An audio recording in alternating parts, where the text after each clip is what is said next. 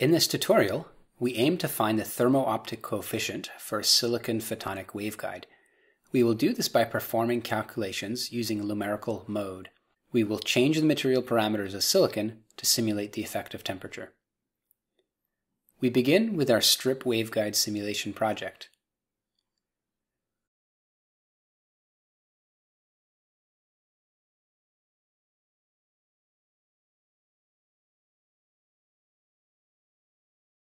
Let's look at the Material Explorer. We then go to the material database. Here, we will define a new material that has a temperature dependence. Add a new material using the type analytic material. Call it SI temperature. We will use an expression for the real part of the index. Use 3.47 plus 1.86 E minus 4 times the temperature, for which we use the variable x1. 1.86 E minus 4 is silicon's thermo-optic coefficient. Set x1, the temperature, to be 0. Note that this material has a constant index, which does not have a wavelength dependence, hence is non-dispersive. This is acceptable since we are only interested in the temperature dependence, which is a weak effect, and we will consider the result as a perturbation on the previously calculated waveguide. Now update the silicon waveguide to use this SI temperature material.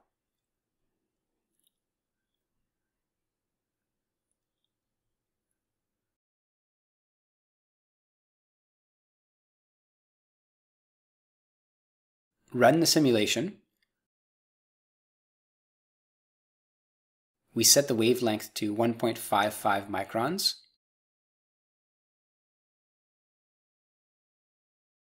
Note the effective index value. We want to save this value in a variable.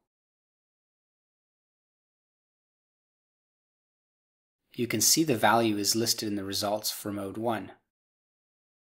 Next, turn on the script prompt. We can interrogate the simulation results. First, $get data. This gives you a list of all the available data in the simulation project. We look for mode 1 and pass that as an argument to get data. This results in a list of the variables in mode 1. You can see n effective, the variable we want.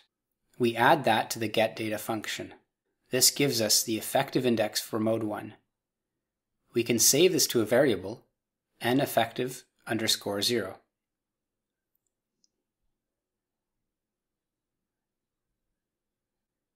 Let's do the simulation again at a different temperature. Switch back to Edit mode, then edit the material parameters. Go to the database, find SI temperature, and change the x1 parameter. Set it to 10, which means a 10-degree change in temperature. Run the simulation again.